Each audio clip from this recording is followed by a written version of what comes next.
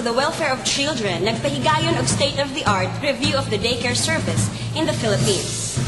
Kini usa ka survey research nga gitambayayungan sa lokal nga kagamhanan sa syudad sa San Carlos, pinaagi sa City Social Welfare and Development Office niadtong Setyembre 18, 2009 dito sa Pavilion People's Park, Barangay 3. Matud pa ni Maria Christine Mendoza, Regional ECCD Coordinator, ilawom sa ECCD Council nga ang tuyo sa nasangpit nga programa mao ang paghimo og databases system kabahin sa profile sa matag daycare workers sa tibuok Pilipinas para ilahang mahisayran ang actual nga status og function or condition sa tanang mga daycare workers ug ang daycare center lakip na ang mga supervisors niini.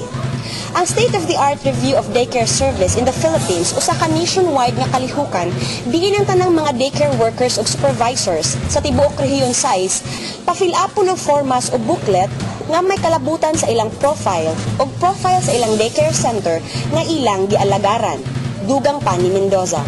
So we are here today because we are conducting a research review, or the state-of-the-art conduct, of daycare service in the whole Philippines, in which this is now a nationwide activity. So not only that some barangays are chosen, but all daycare workers and supervisors in Region 6 and the Philippines, for that matter, are being asked and to fill up forms or booklets pertaining to their profile and at the same time the profile of the daycare centers which they are serving. Basically, the purpose and the goal of this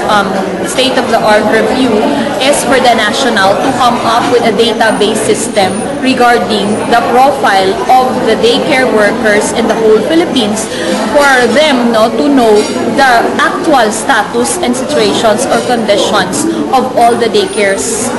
all the daycare workers, and along with the centers they are served in the whole Philippines. Sila si Vicky Botero, Social Welfare Officer 4, ug Lotlot Villasiran sa City Social Welfare Development Office, mao'y mga supervisor sa mga daycare workers dinhi sa San Carlos. Dito usab si Cynthia Mirandez, CSWD Officer ug ECCD Focal Person ug si George Raganas, ECCD Permanent Alternate.